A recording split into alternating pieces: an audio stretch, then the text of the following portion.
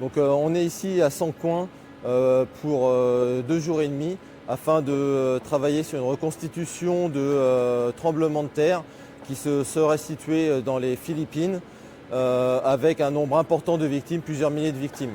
On a des équipes sauvetage déblaiement qui travaillent sur la récupération et le sauvetage des victimes prises sous les décombres. Et juste derrière moi, vous avez la base médicale mise en place au moyen d'une vingtaine de tentes type FUGU afin de pouvoir traiter les victimes de leur arrivée jusqu'aux soins légers, soins lourds, ainsi que la partie prise en charge des médicaments et l'évacuation vers un hôpital adéquat. Donc là, nous rentrons dans la zone salle d'attente de l'hôpital de campagne.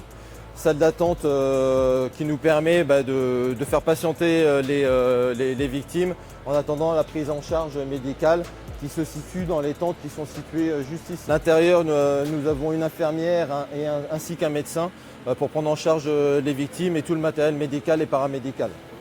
Par la suite, nous avons 2 tentes pour les soins légers, traiter la bobologie, la prise en charge des traumatismes des membres et de tout ce qui est pansement et traumatismes liés aux fractures, éboulements.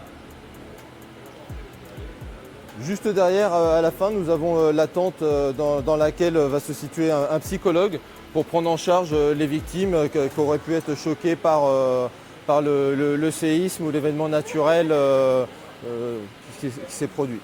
On a fait le choix d'utiliser les tentes FUGU principalement pour leur modularité. On peut les assembler les unes aux autres et créer ainsi un hôpital de campagne de plus d'une dizaine de tentes, soit plusieurs centaines de mètres carrés utilisables par les personnels de secours. Et pour leur résistance et leurs moyens de transport aisés.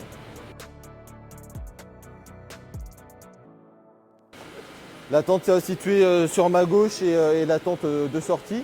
C'est ici que les victimes finissent leur parcours au sein de la base médicale et leur enregistrement est réalisé au moyen d'un ordinateur et pour finaliser pour une transmission auprès de l'OMS.